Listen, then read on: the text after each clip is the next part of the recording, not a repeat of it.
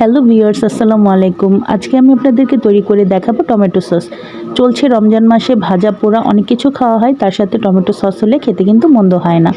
তো এখানে আমি পাকা পাকা টমেটো নিয়ে নিয়েছি একদম রেড কালারের, এবং এগুলো আমি ভালো মতো ধুয়ে কেটে সেদ্ধ করে নিয়েছিলাম। তারপর একটা ব্লেন্ডারের জারে খুব ভালো মতো ব্লেন্ড করে একটা টমেটো পিউরি তৈরি করে নিয়েছি। এবার আমি যে পাত্রে সসটা বানাবো সেখানে আমি টমেটো পিউরিটা ঢেলে নিয়েছি, এবং এখানে আমি অ্যাড করছি মরিচের গুঁড়া। তারপর আমি এখানে দিয়ে দিব পরিমাণ মতো লবণ এবং স্বাদ মতো চিনি। আমি অতিরিক্ত মরিচের গুঁড়া দিলাম না, কারণ আমার বাচ্চারা খাবে, বেশি ঝাল হলে খেতে ভালো লাগে না। হালকা টক মিষ্টি ঝাল এরকমভাবেই সসটা খেতে ভালো লাগে।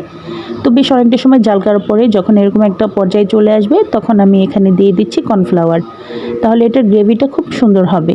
আর এটা যেন নষ্ট না হয়ে যায়, এই জন্য এখানে আমি এখন ইউজ করছি হোয়াইট ভিনেগার। ভিনেগার দিলে সসটা নষ্ট হওয়ার চান্স থাকবে না। আপনি এটা সারা বছর ফ্রিজে রেখে কম বেশি খেতে পারবেন। টমেটো সসটা ঠান্ডা হয়ে যাওয়ার পরে আমি দেখিয়ে দিচ্ছি যে এটা কতটা পারফেক্ট হয়েছে। একটা সসের বোতলে আমি সসটা ঢেলে নিয়েছি। আপনারাও চাইলে এভাবে করে ঘরে টমেটো সস তৈরি করতে পারেন।